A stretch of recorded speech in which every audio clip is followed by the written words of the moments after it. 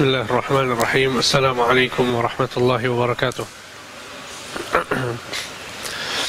Alhamdulillah, wassalatu wassalamu ala rasulillah wa ala alihi wa ashabihi wa mawalah, wa la hawla wa la quwwata illa billah, amma ba'd. Ikhwani fillah wa akhwati fid din, rahimani wa rahimakumullahu jami'an. Alhamdulillah, kita bersyukur kepada Allah Azza wa Jal yang telah memberikan kepada kita semua banyak kenikmatan, sehingga pada kesempatan kali ini kita bisa bertemu kembali melanjutkan kajian dari kitab Al-Minahul Aliyah fi Bayani Sunanil Yaumiyah. Dan untuk pertemuan kali ini kita akan masuk ke pembahasan sunnah-sunnah dalam berzikir. Di sini penulis mengatakan minas sunanil yaumiyah zikrullahi ta'ala. Di antara sunnah-sunnah dalam keseharian adalah berzikir kepada Allah Subhanahu wa ta'ala.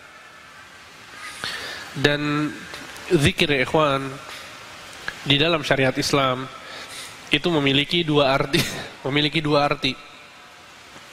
dua makna. Makna yang pertama adalah makna secara umum, dan makna yang kedua adalah makna secara khusus. Zikir dengan makna secara umum artinya adalah seluruh ibadah. Seluruh ibadah disebut dengan zikir. Sehingga sholat, puasa, haji, membaca Al-Quran, berdoa kepada Allah, berbuat baik kepada orang lain, bersedekah, membayar zakat, itu semua masuk dalam kategori zikir. Kenapa demikian? Karena maksud dari seluruh ibadah yang tadi kita sebutkan, maksudnya adalah mengingat Allah Subhanahu wa ta'ala. Ketika kita sedang sholat, kita mengingat Allah. Ketika kita sedang berpuasa, kita mengingat Allah. Ya, ketika kita melakukan amalan-amalan soleh, kita berharap pahala dari Allah, kita mengingat Allah. Sehingga itu dinamakan juga dengan zikir. Ya, jadi ini adalah makna zikir yang pertama, yaitu makna secara umum. Masuk di dalamnya seluruh kategori ibadah. Ya, Syekhul Islam Ibnu Taimiyah mengatakan, kullu ma takallama bihil lisan wa tasawwaruhu al-qalbu mimma yuqarribu ila Allah min ta'allumi ilmin wa ta'limihi wa amrin bima'ruf wa nahyin 'an munkar fahuwa min dzikrillah. Segala sesuatu yang diucapkan dengan lisan atau yang ada di hati yang mendekatkan diri kepada Allah, seperti mempelajari ilmu atau mengajarkannya atau beramar ma'ruf nahi munkar, semuanya kata Syekhul Islam termasuk dari zikrullah. Ya, sehingga ini adalah makna zikir secara umum.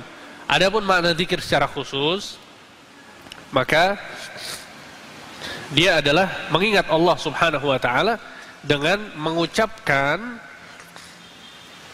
lafaz-lafaz yang diajarkan oleh Allah dalam Al-Quran dan Rasulullah SAW dalam sunnahnya. Ya, berzikir kepada Allah, mengingat Allah dengan mengucapkan lafaz-lafaz yang diajarkan oleh Allah dalam Al-Quran dan Nabi SAW dalam sunnahnya. Ya, ini makna zikir secara khusus. Kita mengingat Allah dengan cara apa? Melafazkan Subhanallah, Alhamdulillah, La ilaha illallah, Allahu Akbar. Ya, jadi lafaz-lafaznya itu harus bersumber dari Al-Quran dan As-Sunnah.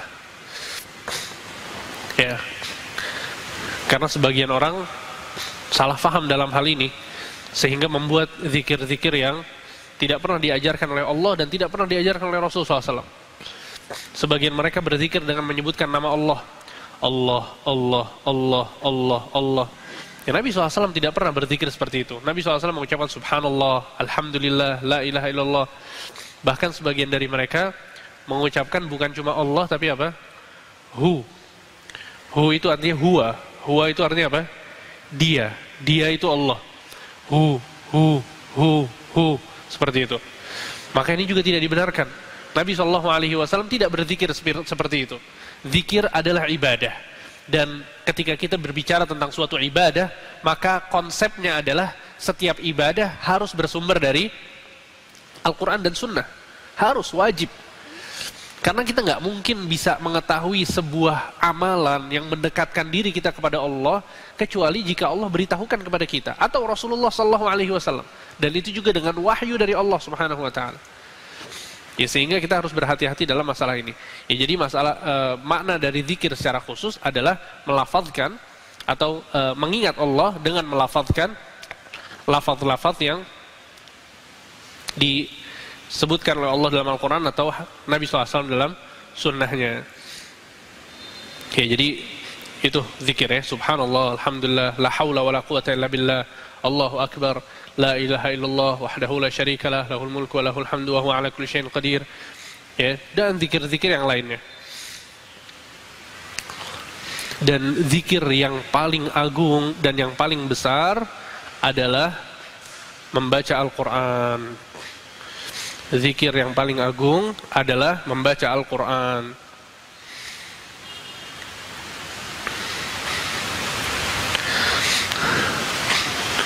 Membaca Al-Quran adalah ruh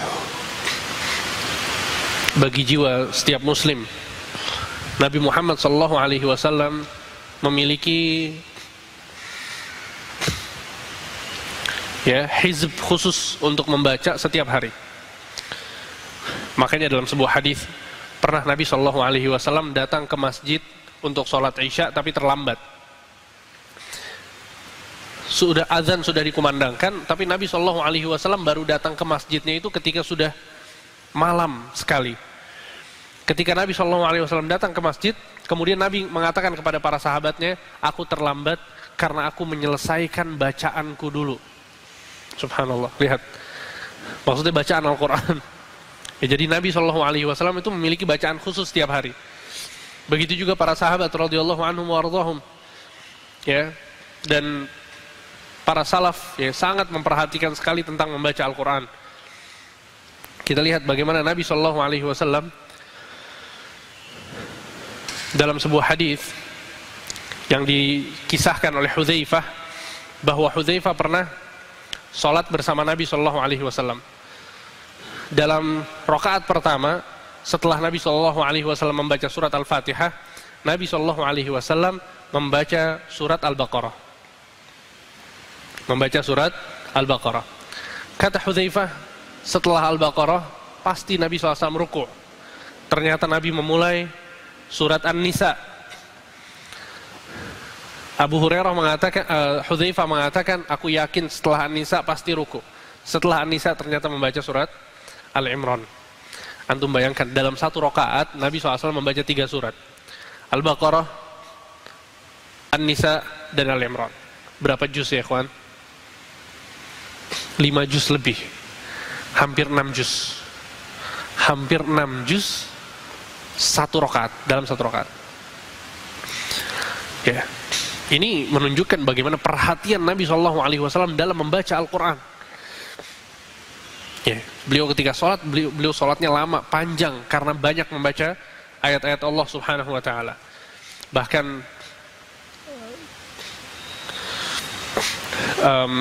Abdullah bin Umar pernah mengatakan, "Shallaitu ma'an Nabi sallallahu alaihi wasallam lailatan, falam yazal qa'iman hatta hamamtu bi amrin su." Sesungguhnya pernah suatu malam aku sholat bersama Nabi SAW, maksudnya jadi makmum. Sholat Nabi SAW sangat lama, sampai terbetik di hatiku untuk melakukan suatu keburukan. Maka sahabatnya bertanya, "Wa ma hamamta?" Keburukan apa yang ingin engkau lakukan? Qala hamamtu an aq'uda wa adzaran Nabi. Aku ingin duduk dan meninggalkan Nabi sholat. Karena saking lamanya sholat Nabi SAW. Kita paling lama berapa menit, Pak? Imam baca An-Naba aja udah bingung-bingung gitu ya. Allahul musta'an. Sehingga ini yang Nabi SAW lakukan ya. Dan Nabi SAW melakukannya bukan ketika beliau sholat wajib, tapi ketika beliau sholat sunnah ya. Jadi kalau konteksnya adalah lagi sholat wajib, maka imam itu harus melihat kondisi makmum ya. Karena makmum itu ada orang yang punya kebutuhan, ada orang yang sakit mungkin, orang yang sudah tua, nggak bisa berdiri lama-lama, sulit kalau sholat lama-lama. Ya maka imam itu harus melihat kondisi makmumnya. Nabi SAW pernah mengatakan hal ini kepada Mu'adz bin Jabal. Mu'adz bin Jabal sholat dalam satu rakaat terlalu panjang. Akhirnya ada satu makmum yang keluar sholat sendiri, kemudian memberitahukan kepada Nabi SAW bahwa Mu'adz bin Jabal sholatnya lama. Nabi SAW memanggil Mu'adz dan Nabi marah kepada Mu'adz. Afattanun anta ya Mu'adz, afattanun anta ya Mu'adz. Engkau pembuat fitnah wahai Mu'adz, engkau pembuat fitnah wahai Mu'adz. Ya. Kemudian Nabi ajarkan kepada Mu'adz bahwa ketika engkau jadi imam, perhatikan kondisi makmummu.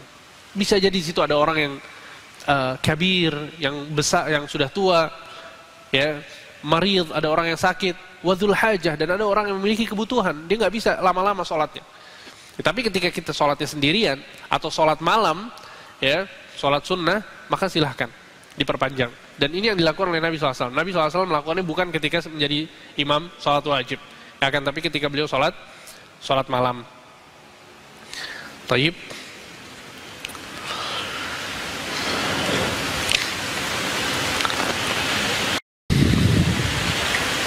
Ya, sehingga itulah yang dilakukan oleh Nabi SAW. Begitu juga para sahabat radhiyallahu anhum wardahum, ya, bahwa para salaf itu mereka biasa menyelesaikan khatam Al-Quran setiap 7 hari sekali. Setiap 7 hari sekali. Yaitu kebiasaan para salaf. Mereka menyelesaikan Al-Quran setiap 7 hari sekali. Ya, sehingga setiap orang itu hendaknya dia punya target khusus untuk menghatamkan Al-Quran. Ya. Dan kalau ada di antara kita yang masih belum bagus bacaannya, belajar. Jangan pernah malu untuk belajar membaca Al-Quran. Ya, kadang kita subhanallah, ya, kita udah tua, kita sudah berumur, tapi kita belum bisa membaca Al-Quran dengan baik. Ini bukan aib. Yang aib adalah ketika kita nggak mau belajar. Ya, akhi, sekarang tempat-tempat tahsin Al-Quran di mana-mana. Bahkan ada program-program tahsin Al-Quran yang online. Ya, kita masuk grup WhatsApp, kemudian setiap hari disuruh baca berapa baris. Ya, bacaan kita diperbaiki sama Ustadz Muhafidz di sana. Sehingga program-program seperti ini sangat membantu kita. Jadi sebetulnya nggak ada uzur lagi, nggak ada alasan lagi kita untuk tidak bisa membaca Al-Quran. Ya, belajar baca Al-Quran. Al-Quran wahyu, ya ikhwan. Seluruh wahyu yang Allah Subhanahu wa Ta'ala berikan kepada nabi-nabi yang ada, itu semuanya terputus ketika nabi tersebut wafat. Nabi Musa memiliki tongkat, tapi ketika Nabi Musa wafat, tongkatnya udah nggak bermanfaat lagi. Ketika Nabi Sulaiman alaihissalam, beliau memiliki kerajaan yang luar biasa, dan itu adalah wahyu yang Allah berikan kepadanya. Pasukan-pasukannya adalah para jin yang bisa memindahkan istana yang besar hanya dengan satu kedipan mata. Tapi ketika Nabi Sulaiman wafat, ada yang melanjutkan wahyu tersebut, mukjizat tersebut? Nggak ada. Mukjizatnya terputus. Ya, sehingga mukjizat para nabi dan rasul itu terputus ketika nabi tersebut wafat. Kecuali Nabi Muhammad SAW. Nabi Muhammad SAW diberikan mukjizat Al-Quran. Ketika nabi wafat, mukjizatnya masih ada. Dan masih bisa kita rasakan manfaatnya sampai hari ini. Oleh karena itu sebagian ahlul hadis, para muhadditsin, mereka mengatakan semakin banyak aku membaca Al-Quran, semakin banyak hadis yang bisa aku tulis. Jadi ternyata Al-Quran, walaupun dia mengambil waktu kita, ternyata waktu kita yang lain itu akan menjadi lebih berkah. Karena sebagian orang nggak membaca Al-Quran, alasannya adalah karena dia nggak punya waktu, terlalu sibuk. Ya, saya pagi kerja Ustadz, kemudian pulang sore harus ketemu istri, ketemu anak, ada urusan-urusan di rumah, dan seterusnya, akhirnya nggak sempat baca Al-Quran. Orang-orang yang seperti ini, waktunya nggak bakal diberkahi oleh Allah Subhanahu wa Ta'ala. Dan sebaliknya, ketika seseorang mengkhususkan waktu untuk membaca Al-Quran, setiap selesai sholat misalnya di 2 baris, 3 baris membaca, ya, atau setiap pagi dia membaca 1 halaman, 2 halaman, coba dimulai dengan hal-hal yang kita bisa. Ya. Istri Nabi SAW, Aisyah, pernah ditanya, seperti apa amalan keluarga Nabi SAW? Maka beliau mengatakan, kana alu Muhammad idza amila amalan asbatuh. Sesungguhnya keluarga Nabi Muhammad, jika mereka melakukan sebuah amalan, mereka melakukannya dengan terus-menerus, continue. Jadi antum jangan terlalu sibuk memikirkan sedikit banyaknya yang antum baca atau yang antum lakukan, tapi pikirkanlah seberapa konsisten antum dalam melakukan amalan tersebut. Nggak apa-apa, 2 baris, 3 baris, khair wa barakah ya akhi. Isinya kebaikan semua Al-Quran. Al-Quran adalah rahmat, Al-Quran adalah syifa, ya, kesembuhan, Al-Quran adalah kebaikan, kebahagiaan, semuanya adalah di Al-Quran. Inna hadzal Quran yahdi lillati hiya aqwam. Kata Allah Subhanahu wa taala, sesungguhnya Al-Quran ini menunjukkan untuk kalian segala sesuatu yang lurus, yang benar. Ya, sehingga ini adalah kebiasaannya para salaf, ya, bahwa mereka senantiasa menghatamkan Al-Quran dengan waktu-waktu tertentu, dan kebanyakan mereka adalah menghatamkannya dalam waktu 7 hari. Ya, dan ini yang dilakukan oleh para ulama sampai zaman sekarang ya kawan. Ya, dikisahkan bahwa Syekh bin Baz rahimahullahu ta'ala, beliau menghatamkan Al-Quran setiap 10 hari sekali. Jadi 1 bulan itu 3 kali. Dan beliau adalah mufti. Setiap hari nggak pernah makan sendiri. Makan malamnya itu sama orang-orang. Orang-orang banyak punya urusan sama beliau, banyak bertanya kepada beliau, banyak meminta fatwa. Tapi subhanallah, waktunya yang sibuk tidak menjadikan beliau lalai dalam membaca Al-Quran. Ya. Maka zikir, ya ikhwan, itu akan menghidupkan hati seseorang. Hati itu bagaikan jasad. Sebagaimana jasad kita ini bisa sehat, bisa sakit, bisa mati, hati pun demikian. Hati kita terkadang sehat, ya, mudah mendapatkan, menerima kebaikan, mudah menerima nasihat, semangat untuk melaksanakan ketaatan. Kita sholat, kita sedekah, tergerak hati ketika kita melihat seorang yang butuh, kita keluarkan uang kita. Itu hati yang masih sehat. Dan ketika kita memiliki hati seperti ini, harus dijaga, harus dirawat. Ya, bersyukur kepada Allah atas nikmat tersebut. Ada hati yang sakit. Dia sholat, tapi sholatnya nggak khusyuk. Dia melakukan kebaikan, akan tapi terkadang kebaikan tersebut dicampuri dengan kotoran-kotoran seperti riya, sum'ah, ingin dipuji. Ini hatinya sakit, harus diobati. Ada lagi sebagian orang, dan ini yang lebih parah, hatinya mati, ikhwan.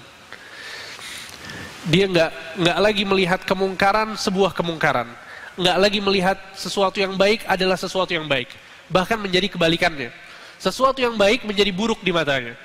Dan sesuatu yang buruk itu menjadi hal yang paling dia sukai, paling dia nikmati. Padahal jelas-jelas haram.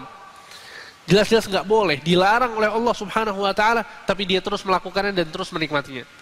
Kata Nabi SAW, la ya'rifu ma'rufan wa la yunkiru munkaran.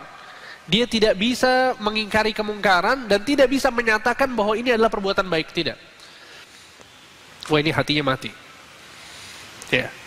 Sehingga hati yang seperti itu ya ikhwan, yang sakit atau yang mati, itu bisa dihidupkan dengan berzikir kepada Allah Subhanahu wa ta'ala. Dia bisa dihidupkan dengan berzikir kepada Allah Subhanahu wa ta'ala. Dan silakan antum coba. Ya, ketika kita malas, ketika antum terasa bahwa hati antum sedang sakit, sedang mati, zikir yang banyak. Subhanallah, alhamdulillah, la ilaha illallah, Allahu akbar. Subhanallah, alhamdulillah, la ilaha illallah, Allahu akbar. Terus diulang. Itu akan membersihkan hati. Ya, tentunya dengan memahami maknanya ya. Dan zikir yang paling agung sebagaimana yang tadi kita sebutkan adalah apa? Membaca Al-Quran. Ya, ketika hati seorang itu mati, coba baca Al-Quran. Baca Al-Quran sebanyak-banyaknya, sekuat tenaga. Dan baca Al-Quran ini, Al-Quran mukjizat ya kawan. Sekali lagi, Al-Quran itu mukjizat. Setan gak bakal ridho antum baca Al-Quran. Gak bakal ridho. Sehingga kalau antum baca Al-Quran, ambil Al-Quran, handphone antum taruh depan rumah, antum kunci rumahnya. Baca Al-Quran. Ya, hati-hati hilang aja ya. Sehingga maksudnya adalah bahwa baca Al-Quran harus dipaksa. Dan itu yang akan menghidupkan hati. Nabi SAW bersabda, "Mathalul ladzi yadhkuru rabbahu wal ladzi la yadhkuru rabbahu mathalul hayyi wal mayyit." permisalan antara seseorang yang berzikir dengan orang yang tidak berzikir adalah seperti orang yang hidup dan mati.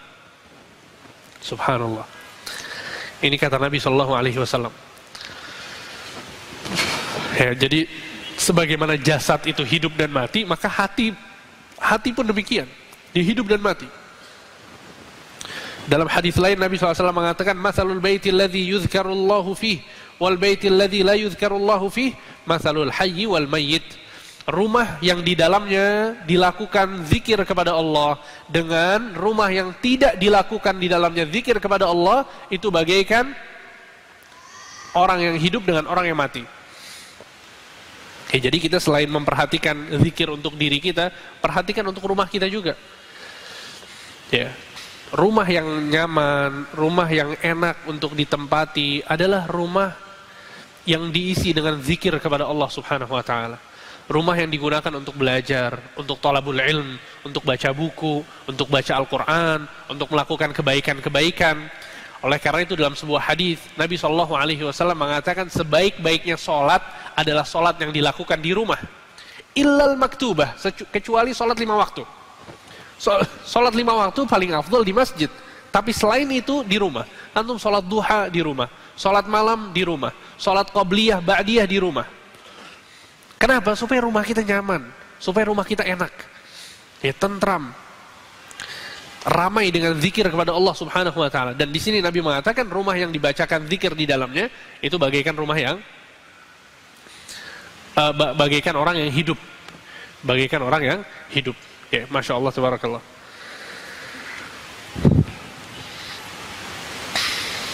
Taib.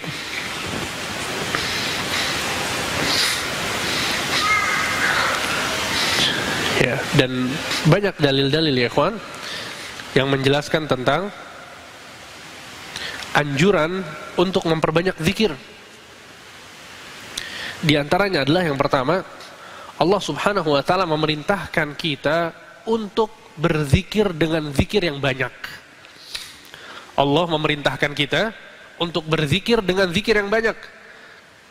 Dalam surat Al-Ahzab ayat 41 dan 42, Allah Subhanahu wa taala berfirman, "Ya ayyuhalladzina amanu dzkurullaha dzikran katsira wasabbihuhu bukratan wa asila." Wahai orang-orang yang beriman, berzikirlah kalian kepada Allah dengan zikir yang banyak dan bertasbihlah kepadanya setiap pagi dan sore hari. Ya, itu adalah dalil pertama yang menjelaskan bahwa Allah Subhanahu wa taala memerintahkan kita untuk berzikir dengan zikir yang banyak. Kemudian, poin yang kedua, ya ini adalah poin-poin yang menjelaskan tentang Allah Subhanahu wa taala memerintahkan kita untuk berzikir atau menganjurkan kita untuk berzikir. Ya, poin yang kedua adalah bahwa Allah Subhanahu wa taala berjanji untuk memberikan kepada orang-orang yang suka berzikir ampunan dan pahala yang besar. Ya, sehingga orang-orang yang berzikir itu dapat janji ampunan dan pahala yang besar dari Allah Subhanahu wa taala. Dalam surat Al-Ahzab ayat 35, Allah Subhanahu wa taala berfirman, "Wadz-dzakirina Allaha katsiran wadz-dzakirat a'addallahu lahum maghfiratan wa ajran 'azima." Orang-orang yang suka berzikir kepada Allah dari kalangan laki-laki dengan zikir yang banyak dan juga dari kalangan perempuan, Allah berjanji kepada mereka akan memberikan ampunan dan pahala yang besar. Kemudian poin yang ketiga, Allah Subhanahu wa taala memperingati kita agar tidak menyerupai orang-orang munafik yang sedikit berzikir kepada Allah Subhanahu wa taala. Allah Subhanahu wa taala memperingati kita jangan sampai kita seperti orang-orang munafik. Jangan sampai kita menyerupai orang munafik yang sedikit berzikir kepada Allah Subhanahu wa taala. Dalam surat An-Nisa ayat 142, Allah berfirman, "Innal munafiqina yukhadi'una Allah wa huwa khadi'uhum." Sesungguhnya orang-orang munafik mereka sedang menipu Allah, padahal Allah lah yang menipu mereka. wa idza qamu ila sholati qamu kusala. Jika mereka bangkit untuk salat, mereka bangkit dengan bermalas-malasan. Yura'una an-nasa wa la yadhkuruna Allaha illa qalila. Mereka riya kepada orang-orang, ingin dilihat oleh orang-orang, dan mereka tidak berzikir kecuali dengan zikir yang sedikit. Ya, ini adalah kebiasaan atau tipikal dari orang munafik, bahwa dia tidak berzikir kecuali hanya sedikit. Maka jangan sampai kita seperti orang munafik. Jadilah seorang mukmin yang jauh dari nifak. Dan itu terbukti dengan banyaknya kita berzikir kepada Allah Subhanahu wa taala. Kemudian yang keempat, Allah Subhanahu wa taala memperingati kita jangan sampai kita tersibukkan dengan harta, dengan anak-anak, sehingga kita meninggalkan mengingat Allah. Ya, dalam surat Al-Munafiqun ayat 9, Allah Subhanahu wa taala berfirman, "Ya ayyuhalladzina amanu la tulhikum amwalukum wala auladukum an dzikrillah wa may yaf'al dzalika faulaika humul khasirun." Ya, wahai orang-orang yang beriman, jangan sampai harta-harta kalian, anak-anak kalian itu menjadikan kalian lalai untuk berzikir kepada Allah, dan barang siapa yang melakukan hal tersebut, maka mereka adalah orang-orang yang merugi. Kemudian poin yang kelima,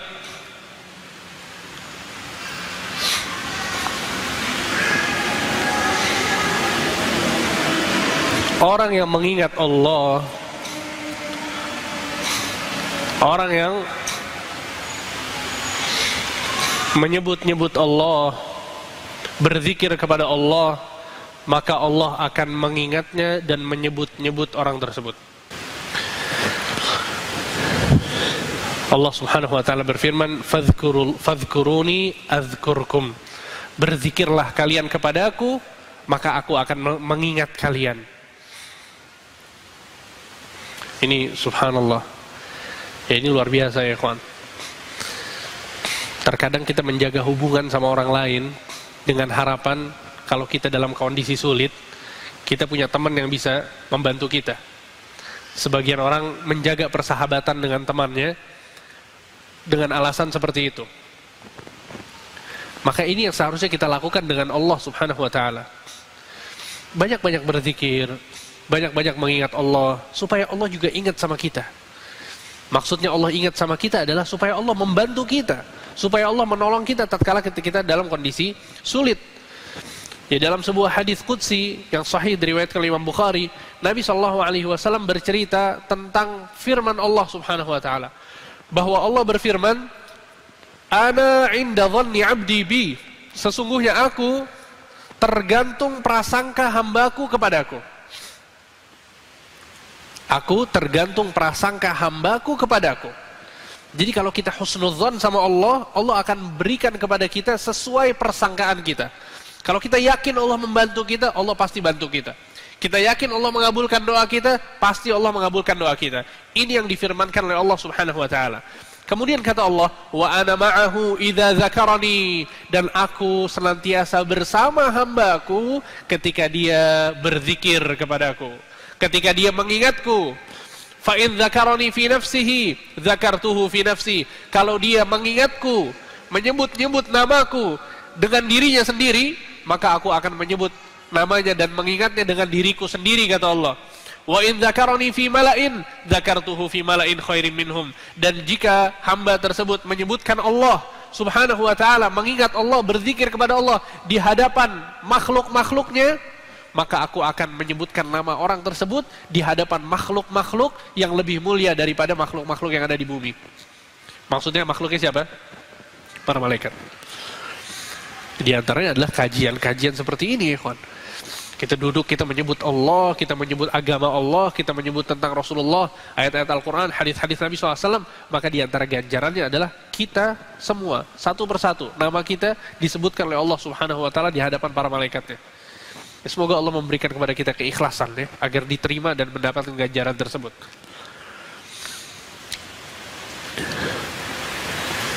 Taib, itu yang kelima. Kemudian poin yang keenam, bahwa Allah Subhanahu wa taala memuji orang-orang yang berakal dari kalangan kaum mukminin Ya, Allah memuji orang-orang yang berakal dari kalangan kaum mukminin bahwa mereka adalah orang-orang yang paling sering berzikir kepada Allah Subhanahu wa taala. Dalam surat Al-Imran ayat 190 dan 191, Allah Subhanahu wa taala berfirman, "Inna fi khalqis samawati wal ardi wa ikhtilafil laili wan nahari laayatin liulil albab." Sesungguhnya dalam penciptaan langit dan bumi, pergantian malam dan siang, ada tanda-tanda kebesaran untuk orang-orang yang memiliki akal. Alladzina yadhkurunallaha qiyaman wa qu'udan wa 'ala junubihim.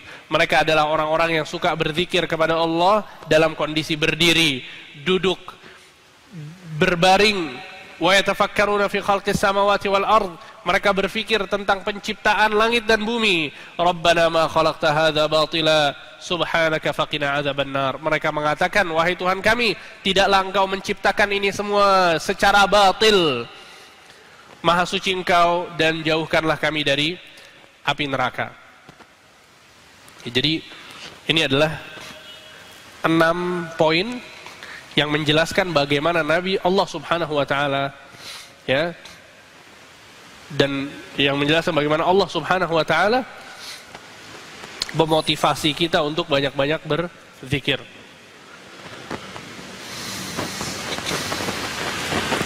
Ya. Dan Nabi Shallallahu Alaihi Wasallam berzikir setiap saat, ya kawan. Nabi SAW berzikir setiap saat. Oleh karena itu Aisyah mengatakan, karena Nabi Shallallahu Alaihi Wasallam yadhkurullah ala kulli ahyani. Sesungguhnya Nabi Shallallahu Alaihi Wasallam berzikir kepada Allah setiap saat. Setiap saat. Jadi nggak ada waktu yang sia-sia pada keseharian Nabi Shallallahu Alaihi Wasallam. Semuanya diisi dengan zikir. Entah itu sholat, ya, mengucapkan zikir-zikir, membaca Al-Quran, dan yang lainnya. Ya, dan sebagian ulama menyebutkan bahwa zikir itu terbagi menjadi 2. Ya, zikir itu terbagi menjadi 2. Ada zikir yang dinamakan dengan zikir mutlak, dan yang kedua zikir muqayyad. Zikir mutlak dan zikir muqayyad. Zikir mutlak maksudnya adalah zikir yang tidak diikat dengan waktu. Secara mutlak kita bisa melakukannya, kapanpun, dimanapun. Itu zikir mutlak. Ya.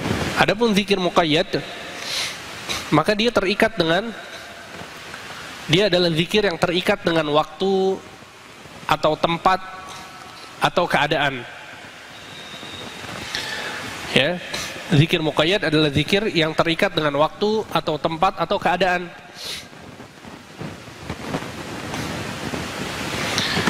Ya, jadi kalau zikir mutlak itu antum sepanjang hari, kapanpun, dimanapun silahkan baca zikir.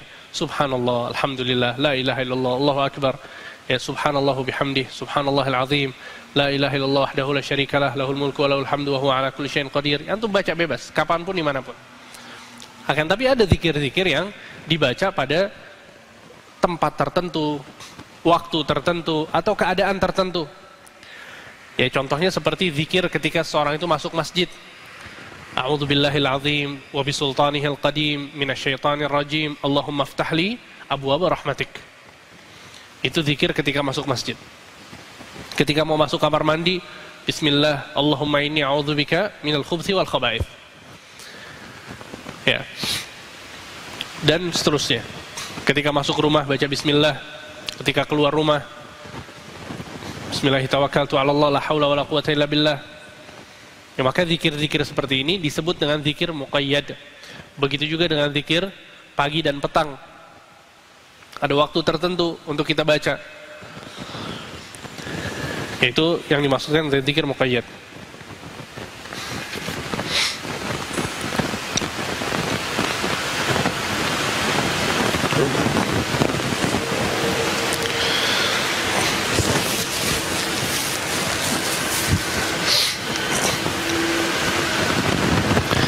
Dan zikir, ya ikhwan,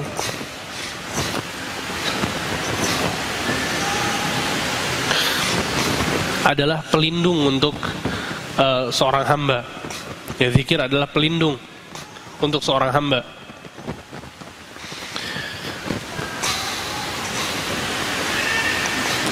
Sebagian masyarakat kita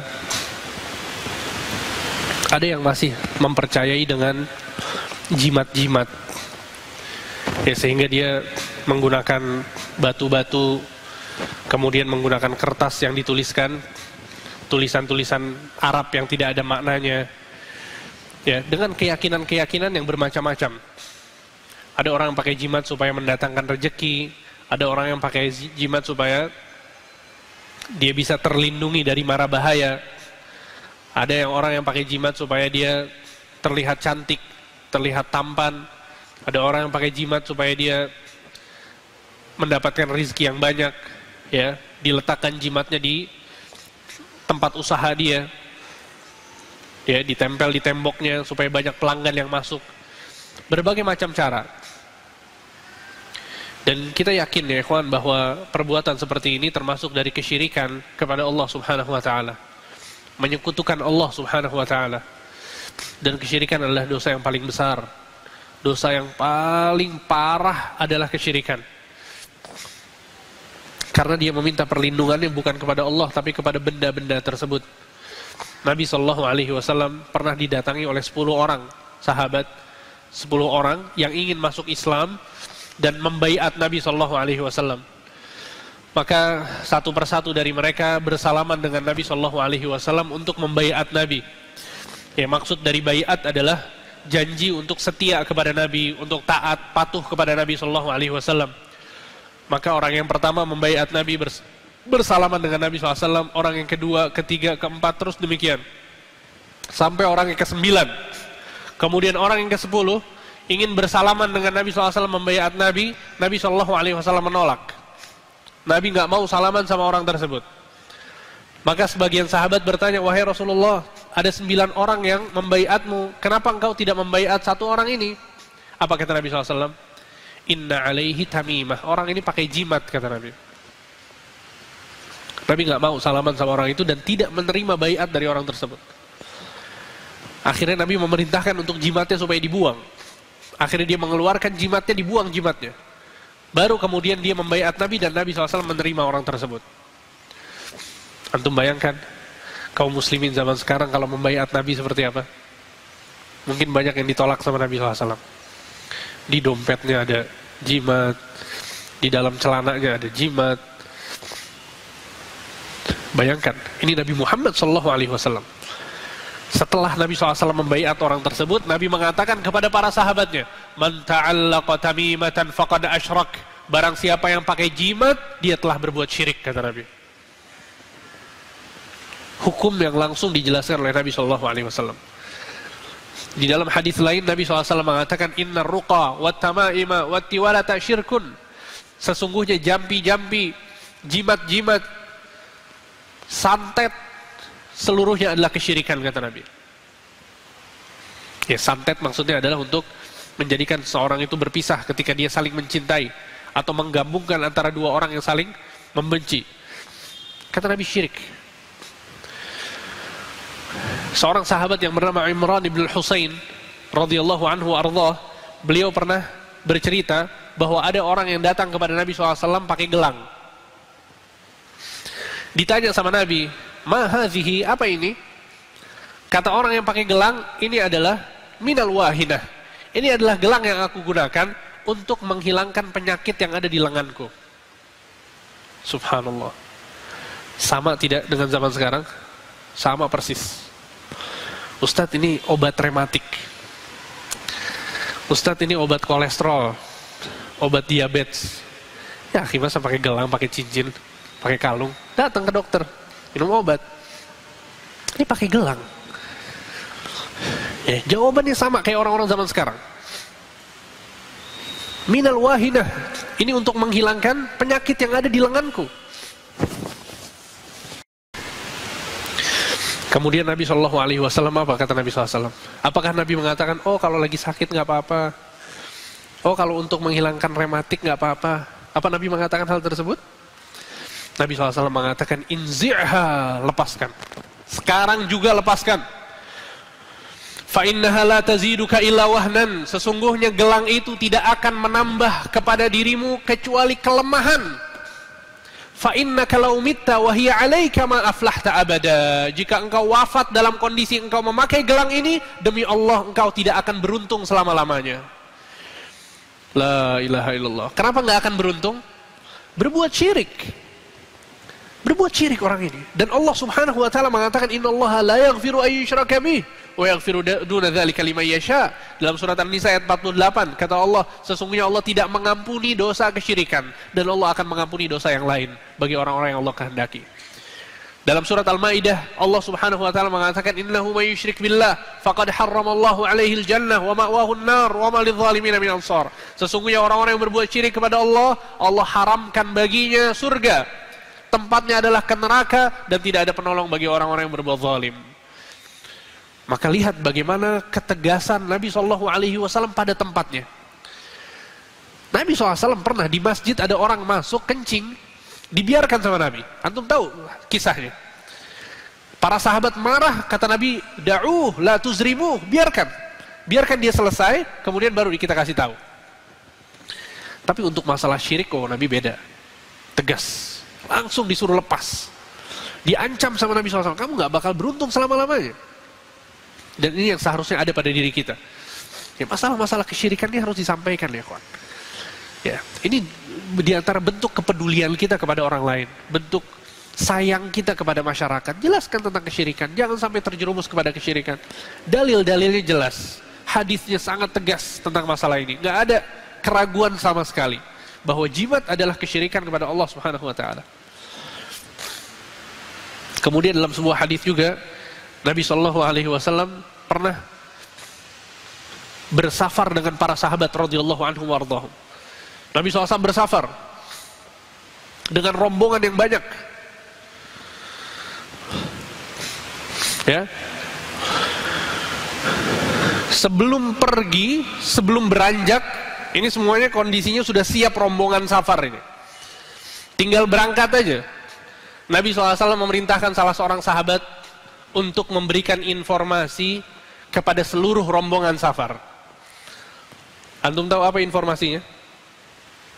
Bukan tentang bekal makanan mereka, bukan tentang bahan bakar unta dan kuda mereka, bukan.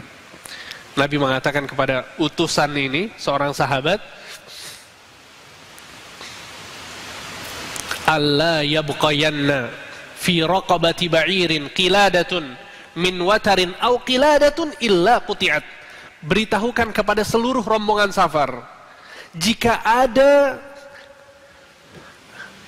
tali busur panah yang dikalungkan di kuda atau unta mereka, seluruhnya harus dicopot dan dibuang. Jadi di antara kebiasaan orang-orang jahiliyah adalah mereka menggantungkan jimat mereka di kendaraan mereka supaya kendaraannya sehat, nggak mogok, ya, nggak mati di tengah jalan kuda atau untanya, karena safar itu lewat padang pasir, bahaya kalau nanti ternyata tunggangannya itu sakit ya atau mati, sehingga mereka menggantungkan tali busur panah.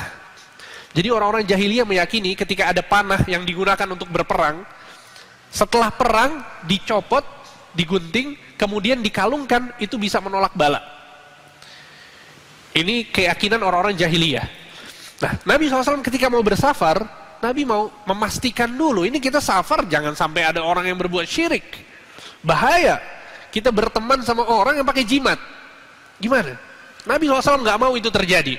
Sehingga Nabi memerintahkan seluruh orang yang bersafar bersama Nabi SAW, kalau masih ada yang pakai kalung, kalungnya dicabut, dibuang dulu. Baru kita safar.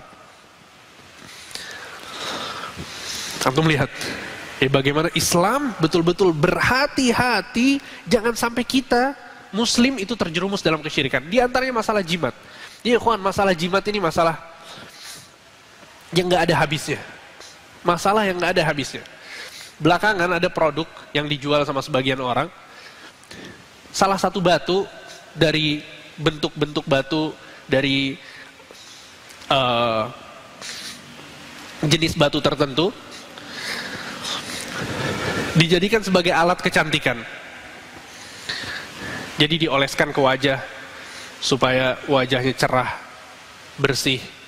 aura positifnya keluar. Dan batu itu harus dijemur selama waktu tertentu di bawah sinar matahari dan di bawah sinar bulan. Itu bayangkan. Nah, ini bagian dari model-model jimat. Ya, modelnya macam-macam. Sebagian orang bilang, Ustadz ini untuk kesehatan Ustadz. Antum tanya dulu ke dokter. Benar gak Pak dokter, ini benar gak untuk kesehatan? Kalau ternyata ada analisanya dan lain sebagainya, ya benar berarti. Tapi kebanyakannya tidak. Ya. Sehingga maksudnya adalah bahwa jimat ini berbahaya ya kawan. Orang-orang mau berusaha untuk mengambil manfaat dari jimat untuk menolak bala, tapi dia malah terjerumus dalam bala yang paling besar. Itu kesyirikan kepada Allah Subhanahu wa taala. Nabi SAW mengatakan kepada Ibnu Abbas, ihfazillaha yahfazka. Jagalah Allah, maka Allah akan menjagamu.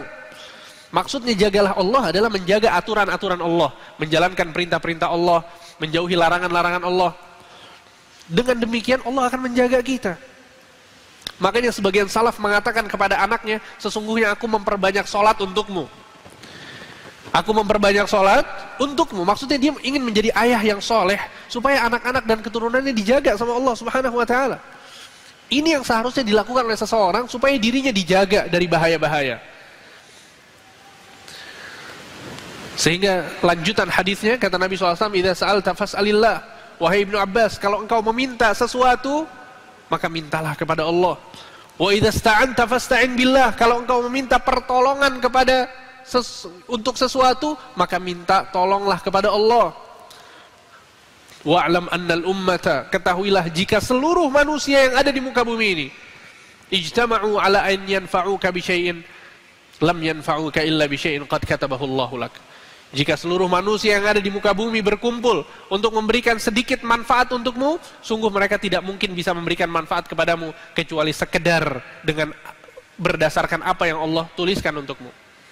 Walau ijtama'u ala an yadhurruka bi syai'in lam yadhurruka illa bi syai'in qad katabahu Allahu 'alaik. Dan jika mereka berkumpul untuk memberikan mudarat kepadamu, sungguh mereka tidak mungkin bisa memberikan mudarat kepadamu kecuali sekedar dengan apa yang Allah Subhanahu wa taala tuliskan untukmu. Semuanya di tangan Allah. Orang mau berbuat buruk kepada kita, kalau Allah tidak mengizinkan, nggak bakal terjadi. Orang mau berbuat baik kepada kita, kebaikan itu nggak bakal sampai kepada kita ketika Allah Subhanahu wa taala tidak mengizinkan. Sehingga segala-galanya itu di tangan Allah, bukan di tangan benda-benda yang nggak ada manfaatnya sama sekali. Batu, kertas, foto dipajang itu nggak bermanfaat sama sekali. Jadi jangan sampai kita terjerumus dalam kesyirikan yang satu ini. Dan Islam adalah agama yang solutif, memberikan solusi pada setiap permasalahan.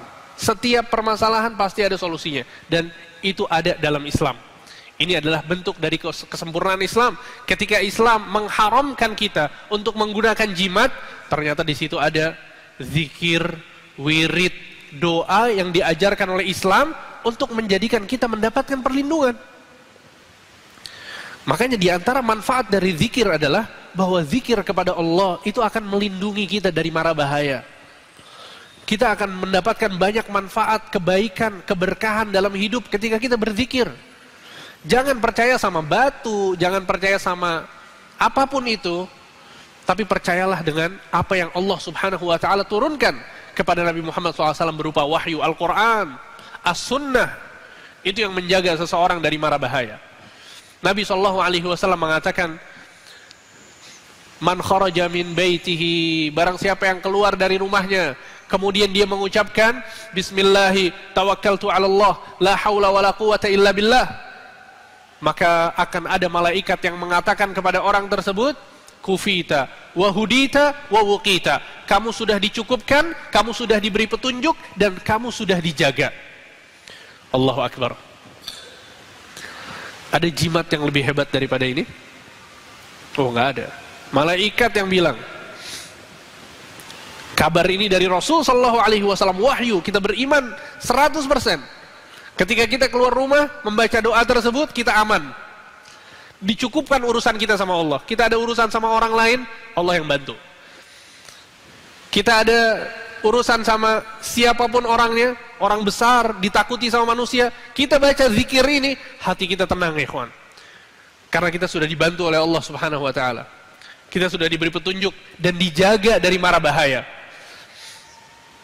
Tenang hati kita ketika mengucapkan zikir ini. Ketenangan ini bersumber dari mana? Bersumber dari wahyu.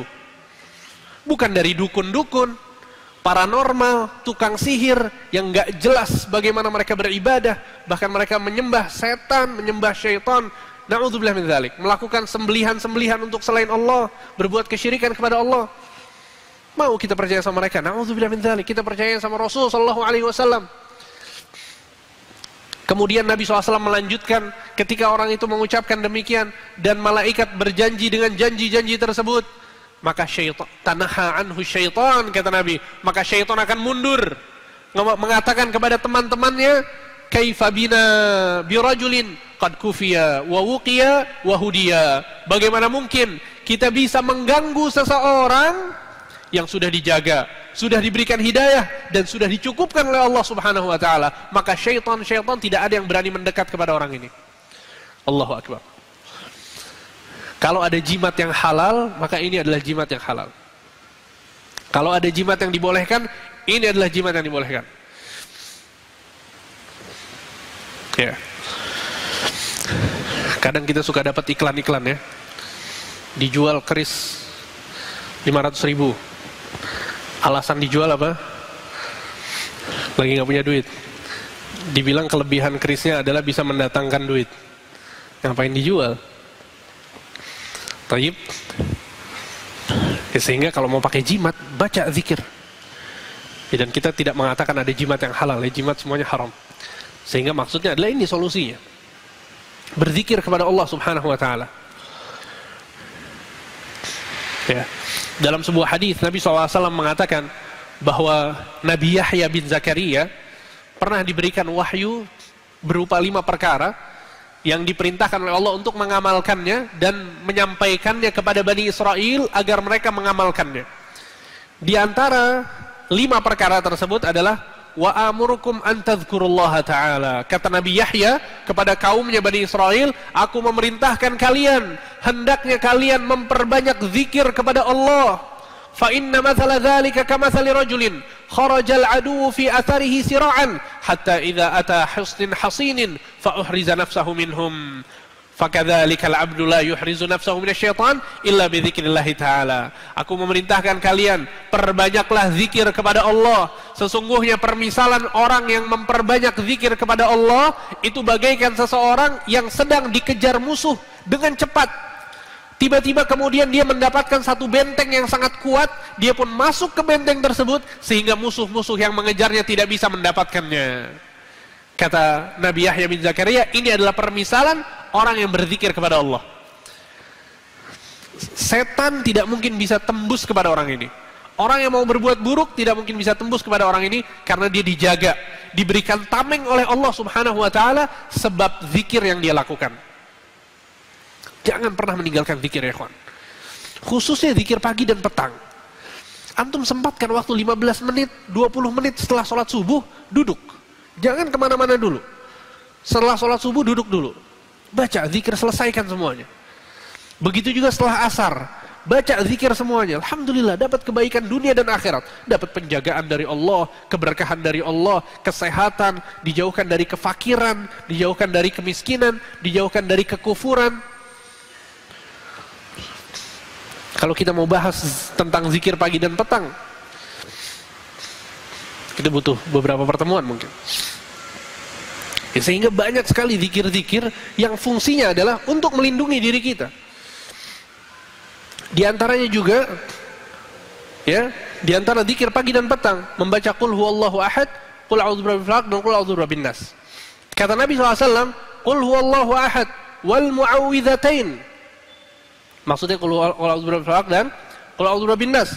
Jika dibaca 3 kali, hina tumsi wa hina tusbih 3 marrat, dibaca 3 kali setiap pagi dan sore hari, takfika min kulli syai', akan melindungimu dari segala sesuatu. Allahu akbar. Jadi kalau antum males zikir pagi petang, baca 3 surat ini jangan males. Baca. Perlindungan buat kita. Manfaatnya luar biasa. Kemudian juga dalam sebuah hadis Nabi mengatakan, "Ma min 'abdin yaqulu fi sabahi kulli yaum wa masa'i kulli lailah." Tidaklah seorang hamba setiap pagi dan setiap sore dia membaca Bismillahilladzi la yadhurru ma'asmihi syai'un fil ardi wala fis sama' wa huwas samiul alim. 3 kali, maka dia tidak akan terkena keburukan apapun dari pagi hingga sore. Kalau dibaca sore hari, dari sore hingga pagi, terus begitu. Alhamdulillah, ternyata ada solusinya, ternyata ada yang bisa kita lakukan untuk melindungi diri kita. Ya, makanya jangan pernah berpikir untuk menggunakan jimat, dan jangan ragu-ragu untuk menegur orang yang pakai jimat. Kasih tahu. Ya, terkadang sebagian orang nggak tahu ya, kawan. Ya. Banyak orang-orang yang terjerumus dalam dosa, dalam keburukan. Itu sebabnya bukan karena dia sengaja, bukan. Kalau antum kasih tahu tentang keburukan tersebut, dia pasti nggak melakukannya. Banyak orang yang seperti itu. Ya, saya pernah bertemu dengan seorang seperti itu. Dia pakai jimat. Ustadz, saya dapat dari Ustadz ini. Ustadz Fulan yang ngasih saya. Ya, akhi, mau dikasih sama Ustadz, sama ulama. Kalau jimat, ya jimat. Dan kita nggak tahu itu Ustadz beneran atau Ustadz-ustadzan ya. Sehingga maksudnya adalah bahwa ini perkara yang berbahaya dan kita sudah mendapatkan ganti dari Allah Subhanahu wa taala berupa zikir. Ya, berupa zikir. Taib, pembahasan, ya, penulis menyebutkan zikir-zikir yang diajarkan oleh Nabi sallallahu alaihi wasallam. Beliau menyebutkan la ilaha illallah wahdahu la syarikalah, lahul mulku wa lahul hamdu wa huwa ala kulli syai'in qadir. Ya, kemudian juga subhanallah wa bihamdih, ya, la haula wa la quwata illa billah, subhanallah walhamdulillah wa la ilaha illallah wallahu akbar. Ya, ini bisa dibaca sendiri. Al-muhim intinya adalah paparan yang tadi disebutkan merupakan pembahasan terakhir dari kitab ini. Sehingga dengan ini kita telah menyelesaikan kajian kitab Al-Minahul Aliyah fi Bayani Sunanil Yaumiyah. Insyaallah pada pekan depan kita akan membahas kitab yang baru. Ya, nanti akan akan diumumkan ya oleh panitia insyaallah buku apa yang akan dibahas pada pekan depan. Nanti juga akan ana biasa di Instagram, ana buat pengumuman. Dan kajian ini kalau nggak salah panitia punya grup WhatsApp ya. Jadi mungkin antum bisa dapat info di sana nanti. Al-muhim insyaallah pada pekan depan kita akan membahas kitab yang baru. Barakallahu fikum. Semoga apa yang kita bahas, kita bicarakan, kita pelajari selama ini bermanfaat ya bagi kita semua dalam kehidupan sehari-hari. Wassallallahu ala nabiyina Muhammad wa ala alihi wa sahbihi ajma'in. Kalau ada yang